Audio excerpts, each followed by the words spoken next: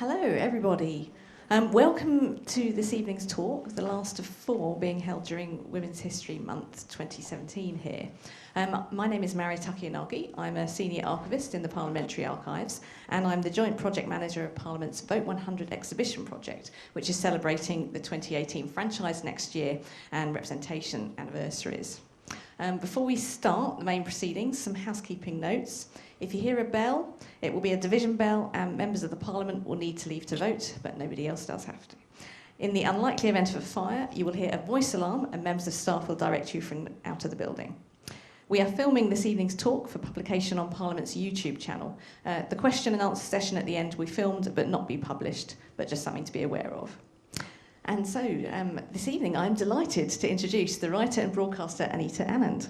She presents Any Answers on BBC Radio 4. She is the author of Sophia, Princess, Suffragette, Revolutionary, and co-author of Koh-i-noor, the world's most infamous diamond. So, over to Anita. Thank you.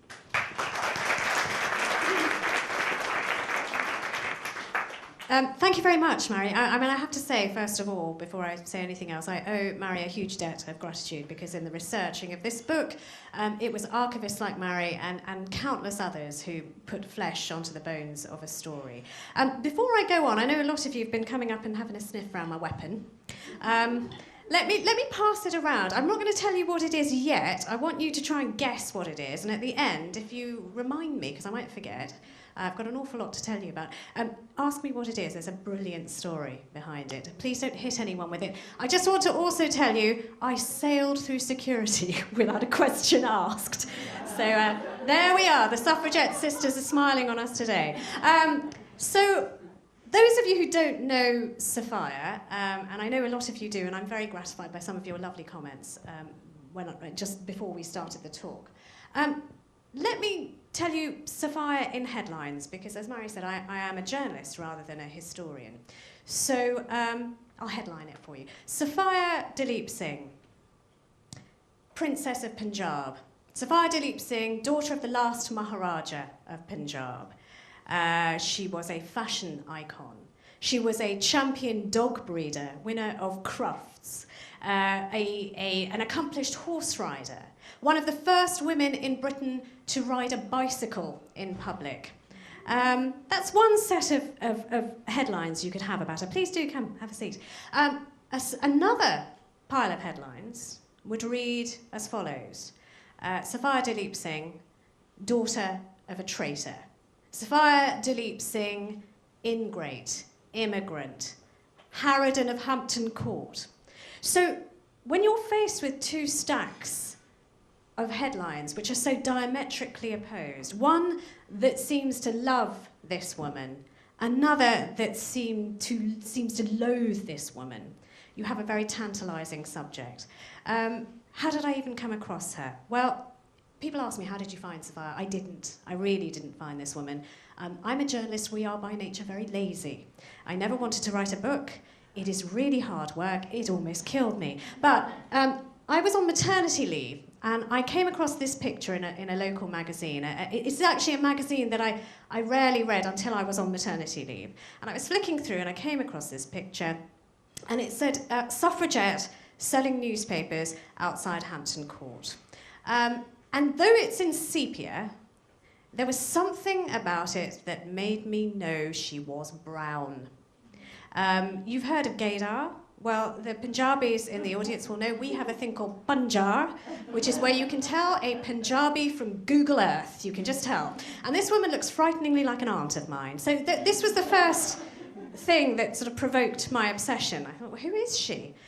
So I rang up and I asked, and they said her name was Sophia Duleep Singh. And I thought, well, this is quite embarrassing. I'm a political journalist, have been for a number of years. I didn't know that there was an Indian suffragette. Her name is Singh. I'm married to a man called Singh. It's my married name. How do I not know about this woman? So I thought, okay, you know what I'm going to do? I'm going to go and get a book out about her. And there was nothing. There was nothing at all. I trawled and trawled, and I thought, this is impossible. How can this be? And this started a 4-year obsession with trying to answer the question, who is this woman? Some things are really easy to find out when you start scraping the surface. So first of all, you will know if you start looking at the name Duleep Singh, about her grandfather. This is him. He is called Ranjit Singh, otherwise known in India as Sher-e-Punjab, which means the Lion of Punjab. A one-eyed king who watches Game of Thrones here? Yeah, all right, a smattering. Okay, so when they talk about King of the North, this was the real deal right here. Because Ranjit Singh managed to unite all the disparate fiefdoms and sort of locally controlled areas into one Sikh empire called Punjab. And just to give you an idea of what that meant at the time, this is a map of the world, 1836, and you can see this great orange blob up there. That was the Sikh empire. It was vast, it was wealthy, and it was powerful. It was also religiously tolerant. The North had been riven with religious difference for centuries. But here suddenly was a man on the throne who got rid of the hated jizya tax, which was a tax that was imposed on people before by the Mughals if they didn't worship in the mosques. He said, no, you can worship in your mosques, you can worship in your temples, and you can worship in your gurdwara. You are free. And so suddenly there was this sort of unity. Punjab was a thing. Less is known about this lady. And I have to tell you that in this book, it is stuffed full of women in particular that I am in awe of. And this, perhaps, is my favourite character in the book and maybe in all human history, apart from Sophia herself. Her name is Rani Jindal. She was the youngest queen of Ranjit Singh, the Old Lion. She was married to him when she was 16 years old. Her father was a rather unpleasant man called Olak Singh. He was the head of the kennels. And from the time of her puberty, he would run beside the aging king, holding up his young and very beautiful daughter, saying, take her as your wife, she will rejuvenate you. And he resisted for a while, and then when he was 55, and she was just turning 16, he decided to marry her. And the marriage was deemed to be pretty much a joke in the Lahore Darbar. Lahore was the capital of his great empire. And nobody really expected her or her progeny to amount to anything. She had one son. This young man in the middle here, and this photo is very important, and this engraving rather is very important. I'll tell you about that in a moment. But Duleep Singh was his name. He never got to know his father because when he was barely a year old, his father died and left behind him a maelstrom of violence and intrigue. In the space of 4 years after the death of the Old Lion, Punjab lost 4 Maharajas, a Maharani, vizier, and countless aristocrats. They were happily bludgeoned, poisoned, and stabbed to death with sabres. So there was such a vacuum left after him because Punjab was such a place, strategically important place, wealthy place. It has the 5 rivers. Punjab actually translates as the 5 rivers. They spread like a splayed hand across the north. And so it is still known as the breadbasket of India. It has rich agrarian lands, and it had a toshakhana, or a treasure house, which was fit to bust. One of the most famous things in that toshakhana you will have heard of. In fact, some of you may even have seen. Who here has heard of the Koh-i-noor diamond? Some of you may have seen the Koh-i-noor diamond. So Ranjit Singh, the lion, would wear that diamond as an amulet on his bicep. It was a symbol of power, and it was something that everybody wanted. It symbolized potency and primacy in India. Duleep Singh is, by the time his half-brothers and uncles have all finished murdering each other, and I go into that in gory detail in the book, but you're a nice crowd, so I won't worry you about it now. But it is ghastly, the way they are all done away with. He's the last man standing, or rather a little boy. He comes to the throne at the age of 5. And his mother does something unheard of. She decides that she is not going to let her child be a puppet of the court. All these great aristocrats, macho and strong in the Lahore Darbar, they're delighted because they think they have this puppet king, they can mould him to their will. But she says, no, nobody's going to use my child like this, and she throws off the veil of the zanana and she decides to come and sit in the Lahore Darbar with her little boy on her lap. Now, you can imagine that this is quite hard for a group of martial men to swallow. They're taking orders from a woman. We've seen how the Daily Mail reacts to that. But they're taking orders from a low-born woman at that. And so there starts to be a rumbling of discontent in the Lahore Darbar. It's a less happy place than it has been. And watching that with great interest, I'll just flick back to the map that I showed you. So you can see the Sikh Empire in orange. Please glance at the pink bits. Those are the bits that were run by Britain at the time. The fledgling Raj. And so the British had had their eye on the north for some time, but while the lion was on the throne, they couldn't get a foothold. However, when he died, when Jindal and her boy are on the throne, they realise now is the time to make deals. And so they do. They make deals with two of the most pivotal people in the boy king's court, the vizier and a senior general in his army. And they say, look, when the time is right, we want you to betray this boy. And if you do, you will be richly rewarded. And so, and I won't go into too much detail, but if you want to ask questions about it, feel free afterwards. 2 Anglo-Sikh Wars are largely provoked and manufactured, and they have a reason to march into the north. First, they come saying that they are going to support Rani Jindal, and they're going to support her empire. They signed a treaty with the boy king, saying that we will come here and we will be here, protecting your interests, and we will leave when you reach the age of majority, when you reach the age of 16, and we will leave as friends. After the Second Anglo-Sikh War, all those bets are off because there is a new man in charge, a man called Dalhousie. And Dalhousie is young and ambitious, and he wants it all. And he also has the Koh-i-noor diamond very high up on his list of wants. He wants to deliver this fabled gem, this gem of power, to Queen Victoria.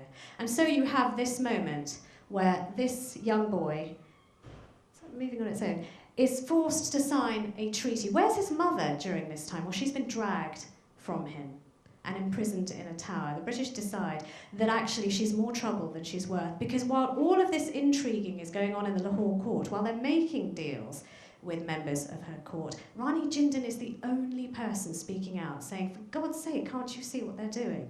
They're taking the kingdom by stealth. She throws her bangles at her general, saying, you're weaker than women.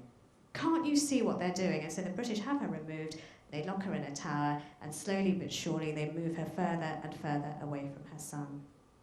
Dalhousie also decides that this young man cannot be left in Punjab.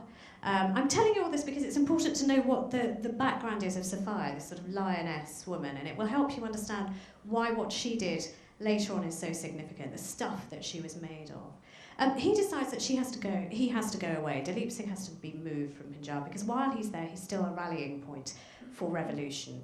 And so he puts Duleep in the care of a very pleasant Scottish couple, a very nice and a decent man called John Spencer Logan, who's deeply Christian, deeply devout, and utterly beyond reproach. He's so trusted that he is the man who initially takes the keys for the treasure house. He's the man who first catalogues all the jewels and riches there because they know he will not take a penny out of that treasure house for himself. And he gets this treasure, the little boy, to bring up. And they take him away, hundreds of miles away from Punjab, and there under the Logan's care, he learns to walk and talk and behave like an Englishman. He puts away his Persian poetry, he starts to read Shakespeare. He plays parlour games, blind man's buff with the children. And most importantly of all, he reads the Bible from cover to cover. And so on his 15th birthday, or thereabouts, when he decides he wants to convert to Christianity, it breaks the heart of an already grieving Punjab. One person, though, who is delighted by this is Queen Victoria. Oh, this, by the way, is Duleep Singh at the age of 15. He's a beautiful, beautiful boy. Queen Victoria has been obsessed with Duleep Singh since the moment he becomes a ward of the British. They write letters about his manners. He's beautiful, he's refined. They dwell on his looks an awful lot in these missives, but also just he is a rarefied individual. There's high praise heaped on him, and she's a woman who's never going to see the eastern part of her empire. She never will travel to India. But through these missives and updates about Duleep Singh, she has a gateway into this part of her empire. And so when he says, after his 15th birthday, he would like to travel to England to meet the Maharani of the world, she says, let him come. I want to see him. Even though her ministers advise her against it. They say, don't do this. It goes to their heads, these heathen princes' heads, to use a direct quote. Just don't let him come. But she ignores them. He comes.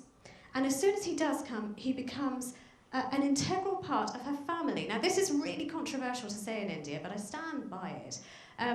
I think there's really deep and real affection between Queen Victoria and Duleep Singh. Those of you who've been to Osborne House will perhaps have seen that Indian influence on Queen Victoria's inner sanctum. Duleep was a frequent guest to Osborne House. Not only that, but he was enveloped in the family. Queen Victoria particularly liked the way he dealt with Leopold, who was her youngest. Leopold had haemophilia. He was weaker than the other children. He used to get left behind in childhood games. But Duleep would always scoop him up and put him on his shoulders so he wouldn't get left behind. And Victoria appreciated this. They would sketch each other for hours. If you go to Osborne House, you'll see these sketches. They are tender. They come from two people who have looked at each other for hours on end and who clearly like each other. Queen Victoria commissions a portrait of Duleep Singh to celebrate his 16th birthday, and it's done by her favourite court painter. This actually is hanging at Osborne House. It's a portrait by Winterhalter. It was painted in the white drawing room of Buckingham Palace. And I show it because I'd like to just draw your attention. I think the pointer, does it work? Yes. To this around, can you see this little cameo around his neck? It's a miniature of Queen Victoria, which he wore around his neck, and he wore another next to his heart. So there was real warmth there, because in the absence of his mother, she is as close as it gets. He starts thinking of her as his mother. There is affection. There is two-way affection. But then it all starts going horrifically wrong. Queen Victoria, one thing about Duleep that she doesn't like is that he's a terrible playboy, like her son, Bertie. They carouse around London. They are embarrassing, and they drink too much. And so she tries to arrange his marriage, much actually, ironically, as his mother would have if she was still his mother, and allowed to have that influence. But he decides, by and by, that he doesn't want to marry the people that Victoria, the one person Victoria singles out for him, who happens to be another dispossessed royal who has converted to Christianity. Because in these years that he is growing up in Great Britain, he falls in love with women in the court, and they flirt with him and they dance with him, but nobody will marry him. Because to use the parlance of the day, nobody wants mongrel children. And so he is lonely and alone. And so he finds for himself this lady here, Sophia's mother, who is the most bizarre choice for a Maharaja's wife. Again, an entire book could be devoted to her. She is the daughter of a German merchant and an Abyssinian slave. And he finds her in a mission in Cairo and chooses her because she is so out of place in the world. And he wants somebody who feels that dislocation as keenly as he does. She doesn't even speak English. She only speaks Arabic. And so they have to have the wedding vows translated in their marriage ceremony. But here she is, this poor girl who's barely 17 years old. She marries a Maharaja. She comes to court. And Queen Victoria, for Duleep's sake, also embraces her, becomes very fond of Maharani Bamba. And this is Sophia's mother. They have a home in Verdun, which is on the border of Norfolk and Suffolk. And this is not what the house looked like, by the way, when Duleep bought it. It was a very austere, grey, slabby building. And it was very near Sandringham. That was very important to Duleep because he wanted to be near his friend Bertie. But he rips it to pieces. And what he fashions in its place is very controversial at the time. They call it the wedding cake locally because they think it's gaudy and European and unnecessarily flamboyant. If they thought that about the outside, do you want to take a look at the inside? Duleep Singh fashioned it in the style of the home that he would never see again. So it looked a lot like a Lahore Darbar on the inside. Designed and built by men who'd never seen India but studied it, again, through archives at the London Museum. And this was the place that everybody wanted to go. Verdun was the place to be seen. And Duleep Singh was at the very centre of high society. This is him, no longer the beautiful young man. I mean, I guess what happens to him is what happens to many of us after marriage. You just stop trying. Some of us try a lot less than others, it seems. But if you have a look over here, this is the Prince of Wales. This is the future King Edward VII. So this is the family Duleep Singh, at the very pinnacle of everything. And here is poor old Bamba, Sophia's mother, who just can't bear it. She has nothing in common with these duchesses that she has to entertain. And she's lonely, and she's sad, and she's permanently pregnant because this poor woman, in the space of 10 years, pushes out 6 children. So it's also, I would say, this is unparliamentary language, but it's true, knackered. These are, I want you to see these 2 pictures. These are 2 of Duleep Singh's sons. This is Prince Victor, this is Prince Frederick. I include them because I just want to draw your attention to their long hair. The reason they had long hair was because Queen Victoria liked it. She wrote letters to Duleep saying, I really hope you haven't cut their hair, it's so pretty. Not for a second realising the irony that if they'd been left in India, it would have been a sign of the Sikh faith that had been shorn away years before. And in 1876, this little poppet is born. This is Sophia, who is a boon to her mother, because after having a nursery full of squabbling, quite headstrong children, suddenly this child arrives who is easy, who is placid, who is pleasant. She writes to her friends saying, I can breastfeed this child. She doesn't use the term breastfeed, but she says, you know, I can nurse this child myself. And her father adores her. Her father took this picture. Her father was a keen amateur photographer. And there are pictures which are taken tenderly of this little girl. She's not only loved by her parents, but she is also loved by the Queen. She becomes the goddaughter of Queen Victoria. And Duleep Singh, in his kind of flamboyant, slightly unconventional way, it is usual for a godchild of Queen Victoria to take her name, either Victoria or Alexandra. However, this little girl is called Sophia after her slave grandmother on her mother's side. And her middle name is Alexandrovna, which is a kind of slight aberration on the Queen's name. So although it sort of seems loyal, it's slightly twisted at the same time. And that may be more instructive than previously thought, because around the same time, things are starting to sour between the Maharaja and Queen Victoria. He is spending money like he is still in control of his finances. He never has been. Everything he spends has to go to the India office to be settled, and by the time Sophia arrives, they are sick to death of his extravagances, and they are starting to pull back. And eventually they stop paying his bills, and eventually he is at war with the British. He doesn't understand why, when he was so loyal, when he was just a little boy and he was delivered to them, why this woman who he's looked at as his mother is not doing anything to loosen the purse strings he thinks he is entitled to. So he starts asking again about the way in which he was forced to sign things over and challenging legally. And things sour to such a point that he starts referring to Queen Victoria as Mrs. Fagin, the receiver of stolen goods. He will eventually embark on a harebrained scheme, it turns out, to retake the Punjab. He decides to take his family, sell everything at Verdun, because he can't sell the bricks and mortar, they never belong to him, but everything down to the pheasant eggs he will sell to raise money to go to India so he can do this deal with the Tsar and pincer out the British from the north. They don't get past Aden. They are held at the mouth of the Suez Canal, and after sweltering in the heat there, he does the unthinkable. He is so obsessed with setting things right, with getting back what is his, he jettisons his family. He tells them, get out, go away. Bamba is distraught. She's like, we can't sit here, we've got the children. It's appalling, we have to do something for the children. And he says, right, get back on the boat and go back to England, I don't care what you do. And that is how he jettisons his entire family, Sophia included. And they wash up back in England, and but for Queen Victoria, they would have had nothing. She puts them up in Claridge's, which as refugee camps go is not bad. And for a while that's where they are, and then they are rehoused in Holland Park. But in Holland Park, they are running feral because nobody is taking care of their welfare. You know, Sophia had just fallen out of that age where she can be in the nursery. Her sisters are just too old and they get shipped off to university. They go to Somerville College.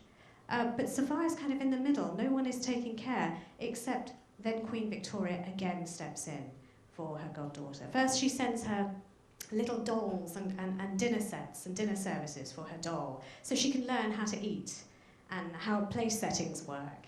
And she keeps an eye and makes sure that the right kind of governesses are there. And she makes sure that there is a coming out ceremony for this little girl. She cares nothing for the older sisters because they loathe her. They hate Queen Victoria, particularly her older sister. This, by the way, is a picture of that coming out, that debut in society. And here is Sophia, here. And this is Bamba, who is her oldest sister, who hates Queen Victoria more than anybody, in fact hates all the British with a passion. And this is her elder sister, Catherine, swan-necked and lovely. What is ironic about this picture is that these two were kind of tag-alongs for the debut in society. They were far too old, really. They were past it. And Queen Victoria knew that nobody really was going to marry them, but there was still some hope for Sophia. What also is interesting about this picture is I get to show you Catherine and Bamba. So Bamba, as I say, hated the British. She used to have constant fights with Sophia, saying you can't trust the British. They will stab you in the back. You can't be friends with the British. And Sophia fights bitterly with her over this, saying actually there are good people. And she never lets go of that. She's very principled, even though her sisters kind of govern everything else in her life. She will not let go of that certainty. And Catherine over here has an affair with her governess and runs away and lives a very happy lesbian life in Germany. Again, another character who deserves her own book. But we won't go into that now. And Sophia, after her debut, gets invited to all of the parties that matter. And this is the period in her life where she becomes my worst nightmare, a vacuous paparazzi princess. Women's magazines are just coming to the fore in Great Britain, and she is in most of them. So there are ridiculous pictures. Her sisters tease her mercilessly about this. You know, she's breeding these champion dogs of hers, and she's holding demurely this horse, and they just howl with laughter at the way in which she sort of panders to all this attention. But she loves it. Queen Victoria also does something for the sake of Sophia, which she wouldn't have done for the other two, which is she gives her somewhere to live, a Grace and Favour house, not even an apartment, but a house in Hampton Court. And these are the kitchens of Faraday House. It used to be the place where Michael Faraday lived. So Sophia is set up for a very lovely life. She has nothing else to worry about. So what turns this woman, who wears her Indianness a little bit like fancy dress, unlike Bamba, who will fiercely identify herself as being Indian. Sophia, on the other hand, is declared British. I mean, embraced by the British establishment. There's a very conservative newspaper called the Church Weekly, which calls her a thoroughly English gal, notwithstanding her great Oriental name. They want her to be British. She is happy to be owned by them. So what happens? What turns... Oh gosh, it's got a mind of its own. What turns this woman into this woman? Well, the answer is India does it. So at the turn of the century, there is a great celebration taking place in India. It is the coronation of Edward VII, and India needs to be part of it. And so a man called Curzon, who is the Viceroy of India, decides to throw a huge celebration to show Indians their new King Emperor. And it's going to be vast. Basically, an area almost as big as Old Delhi is flattened next to the old city, and a huge tent city springs up. It is going to be the greatest show on earth. It's important because every Nawab, Maharaja and Raja from the whole of India is going to be expected to come and bow before the new King Emperor. More than anything, it is symbolic for Curzon to remind Indians just who is in charge. Only problem is, Edward can't be bothered to come. So he sends instead his proxy, his brother, And so this huge celebration takes place over 4 days at great expense. And these invitations go out before the Darbar, and everybody who is anybody in high society wants to be there. So all of Sophia's friends are packing their bags and ready to go. And Sophia, who is, let me remind you, a vacuous party princess, is itching in her bone marrow to go. The only problem is that Duleep Singhs are not welcome in India. Just as they worried about Duleep being left in Punjab, they worry about any of his progeny turning up. But really they worry about the sons. They forget about the daughters. The daughters aren't important, they're just girls after all. But they frown upon it. So the boys don't even ask. Victor and Frederick don't even ask to go to the Darbar, but the princesses do. And they are ignored, and they write again, and they're ignored, and they write again. And then Bamba loses her temper and takes it up in ferocious ways with the Secretary of State, until finally he replies and says, it's a bit late, because we've been ignoring you, but we can't actually look after you in the way in which we would like to, so you can't come now. And far from being despondent, the princesses are jubilant because he hasn't said no, he's just said not yet. So they do what any uppity woman would do, they go anyway. And they sneak across on ships, different ships, to reach the Delhi Darbar. And the saddest thing of all is that when they reach, there are these huge encampments representing all of the areas in India, you know, and they are commensurate with the power and wealth of those areas. So you would have a Gujarat encampment, you would have Berar, you would have the Bombay Presidency, you would have Punjab. Punjab was one of the biggest camps there, and these women could not find a corner of canvas to sleep under because they were not welcome. The British made it clear that since you've come without us wanting you to come, we are offering you no hospitality and you have no place here. And it was only thanks to the memory of Indian Maharajas who still remembered their grandfather that they got to see anything at all. It was an act of charity. It's the first time Sophia's kind of really faced with this feeling of not being so special, after all. And more than that, she sees what India is struggling with, because Curzon has thrown this lavish, expensive party against a background of famine in India. There have been 2 failed monsoons. The crops are dying. The animals are dying. The country is on its knees. This actually is a postcard that people used to send to each other. Yeah. She also sees all that has been taken from her and from her father. She sees Lahore in all its beauty. I've just come back from Lahore. It is truly one of the most beautiful cities still, I think, in the world. And she also sees that there is nothing of her father left. In fact, when she goes, the same year she goes, there is a statue of Queen Victoria, which is right in the centre of Lahore. There are these 2 roads called Charing Cross and the Mall. And there is a wonderful statue of Queen Victoria with her Honiton lace, and nothing of her father. And more than that, she keeps a diary, so we know how she felt about this. She sees how Punjabis react to her when they find out who she is, because she's not meant to make a big deal of being there. The British say, right, now you're here, but just keep a low profile. That's all we're saying.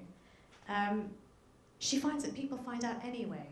And Punjabis come, there are weeping old sardars who come and throw themselves at these girls' feet and say, just tell us what to do. We are with you. Just tell us what to do. And she writes, I don't know why they care so much for us. And she is shaken, and she starts to feel Indian again. I don't know why they care so much for us. And then she comes under the thrall of 2 men. India is, and Punjab in particular, is bubbling with discontent at this time. The nascent nationalist movement is vocal and strong, and 2 men are leading it. You may not recognise their faces. You probably, oh gosh, it's got a mind of its own. You won't recognise their names even. This is Gopal Krishna Gokhale. You definitely won't know who he is, but you will know his protege, a man who came to India from South Africa because Gokhale called him, and that is Gandhi. So Gandhi acknowledged Gokhale as his teacher, as the man who made him care.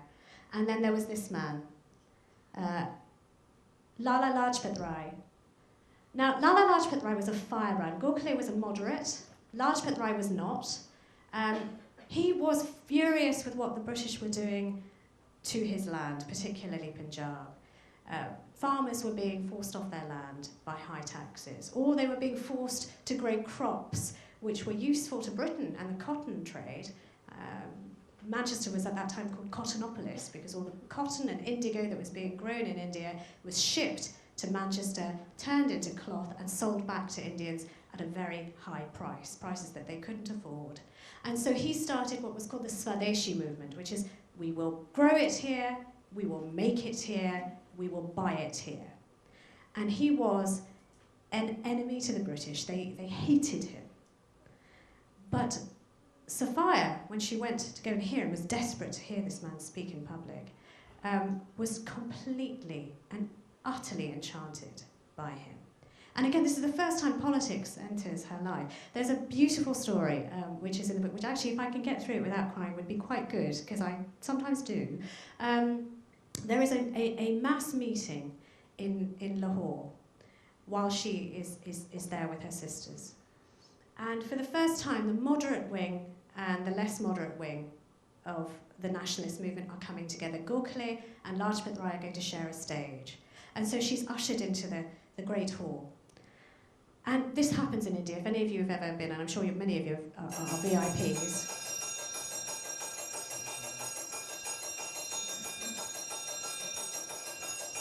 Division.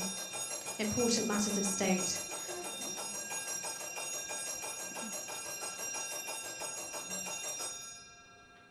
Be another along in a minute? Why don't I carry on until that rings? Okay, fine. So she goes, and this, if you're a VIP in India, a really weird thing happens. Instead of being allowed to sit in the audience, they would like you to be on stage so everyone could look at you. And so Sophia, who's not used to this, is ushered on stage with her sister, and there they have to sit, facing out at people, dying a death, because she's quite averse to this much attention, doesn't know what to do. It is packed to capacity.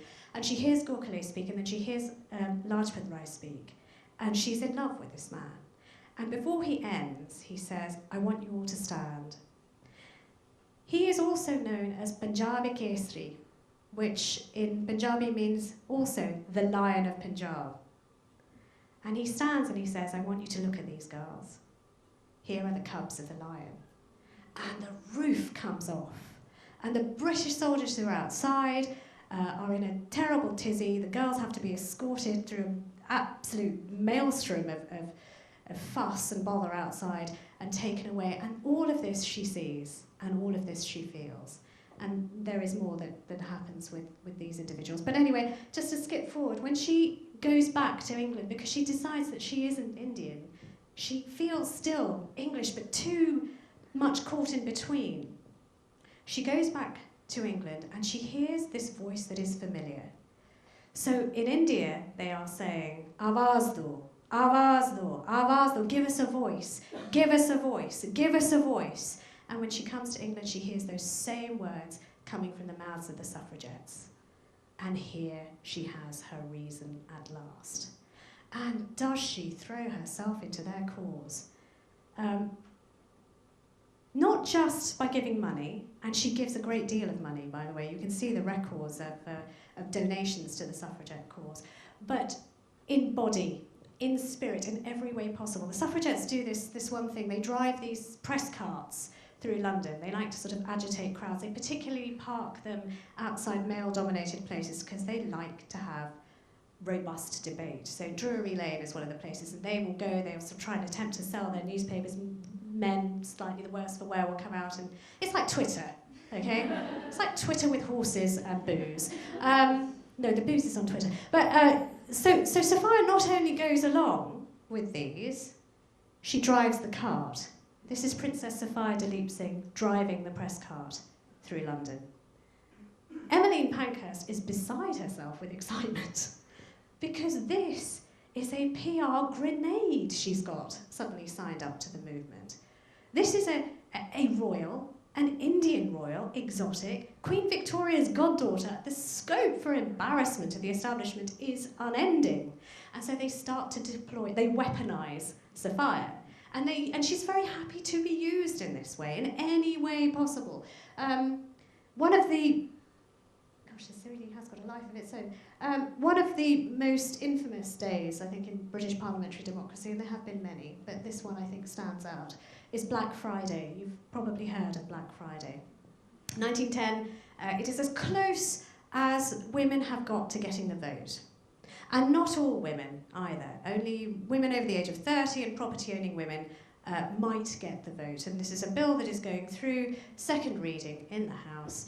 And then Asquith, who is the Prime Minister, who has a hatred, which is really kind of strange because he has many liberal values, but women are just his blind spot. He suffocates the bill. He doesn't give it enough time to pass. And the rumour starts to swirl around that this is what is going to happen, that Asquith is going to kill the bill.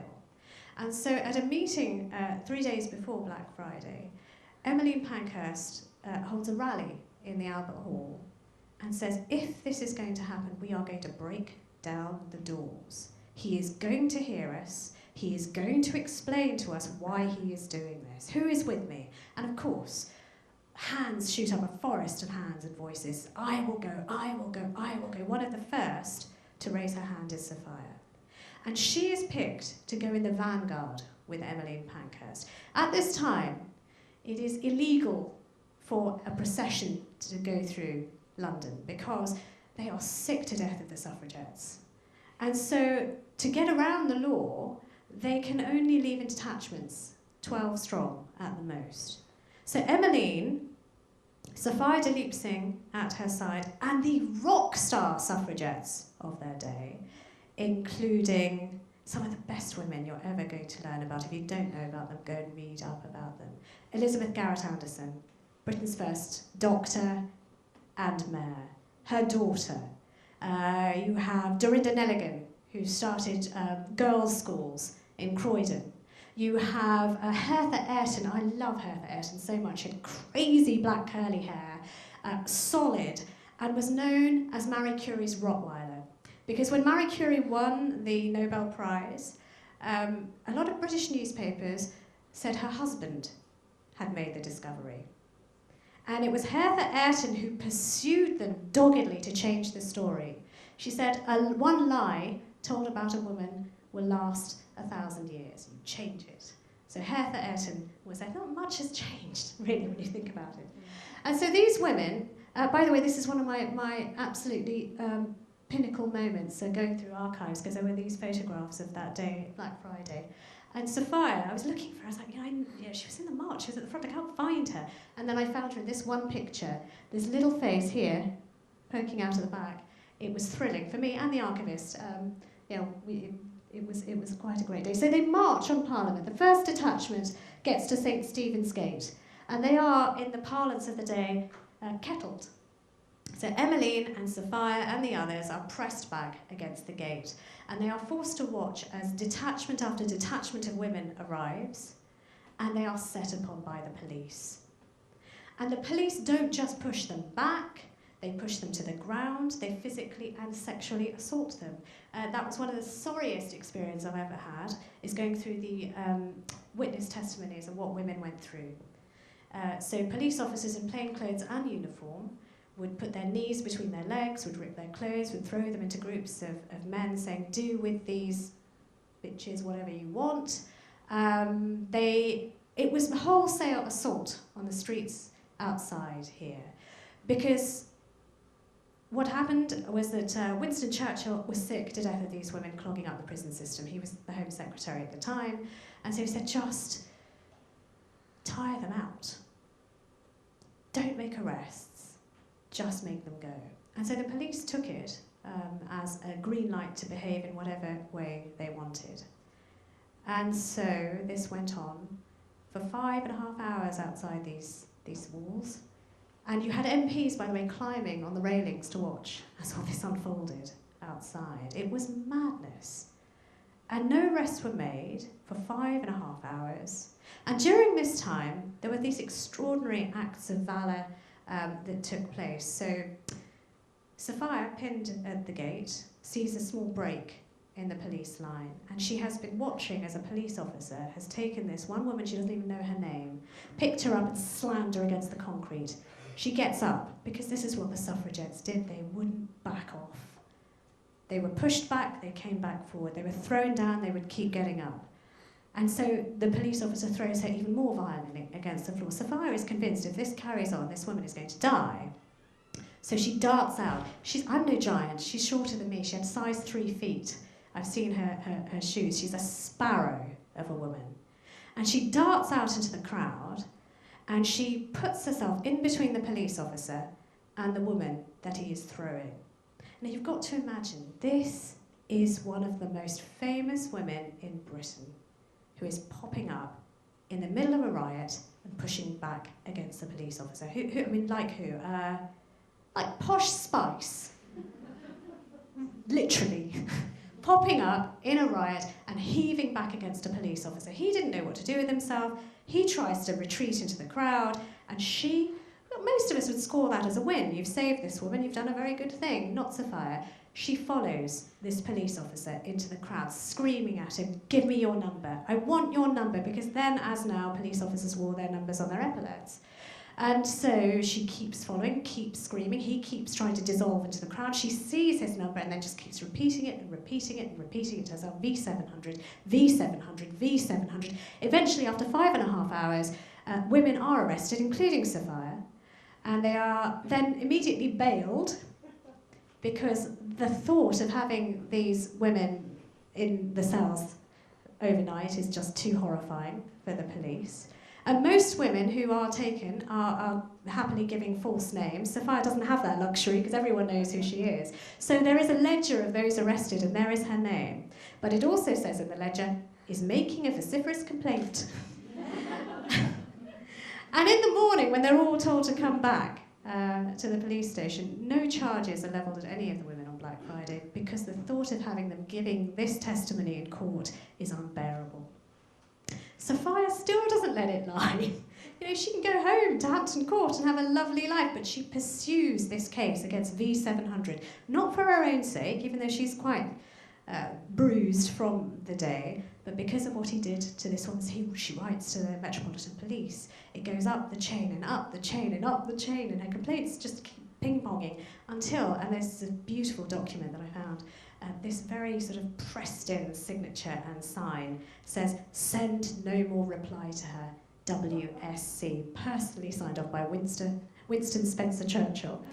So she made enemies in very high places. I can tell you more about her enemies a bit later. But Black Friday was pivotal because for the first time, there was some sympathy for the women. This newspaper front page from the Daily Mirror, Churchill didn't want this to become the front page. He tried to stop this picture from going around the country as it did, and the Mirror, to their credit, ignored him and ran it anyway. The suffragettes then, I'll just very quickly tell you, they famously were engaged in a war against property. They didn't target people, but they targeted their homes and they targeted the places they liked to visit, even places that Sophia herself liked to visit. So this is Kew Gardens, a place that she loved very much, not far from Hampton Court. They set fire to the tea house, they wrecked the orchid house. Very famously, they would leave cards on the ground saying, the suffragettes had been the equivalent of "we was here."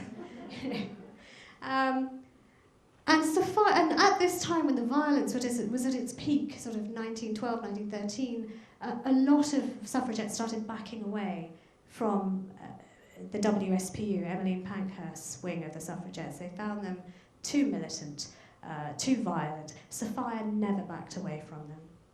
Anytime they were on trial, she would be there in the public gallery supporting them. There was a bomb plot which was just hugely covered in this country. They were the terrorists of their day. It was covered as an act of terrorism.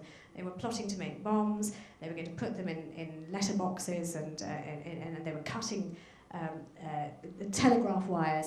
And Sophia even then did not distance herself from them. They broke the windows. This is just Bond Street, by the way. She was also a very keen photographer, so I include this. And the windows would be smashed. There's a very lovely account of how, with precise timing, they all went out with little toffee hammers in their fur muffs, and they'd been taught where exactly to hit the glass to shatter it. And at this appointed time, they all go tap, tap, tap, and the whole of London is covered with broken glass.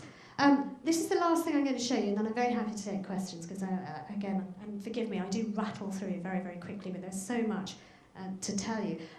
The census of 1911, Britain prided itself quite rightly on its bureaucracy. And the census was a very important moment. And this was going to be the most comprehensive. The suffragettes decided they were not going to cooperate with the census. Very famously, one woman hid out in this very building here, in a cupboard. Emily Wilding Davidson, who sadly you will probably know better because she was the woman who threw herself at the King's Horse during the Derby and was killed.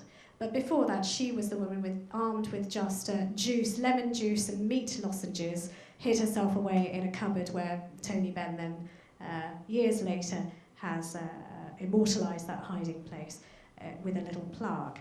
And a lot of women just disappeared. They either ran from their homes or they trudged around Trafalgar Square or Aldwych so that they could not be counted. Sophia didn't do that. She stayed and she waited for the census paper. And she scrawled across it, this is her census paper, no vote, no census. As women do not count, they shall not be counted. I have a conscientious objection to filling in this form. Signed, Sophia Duleep Singh. So why do I love this woman so much? Because I suppose when you have nothing, you can understand why you fight. You have no choice. This is a woman who had everything. And she fought for those who didn't. And for that reason, she is a hero of mine. Thank you very much.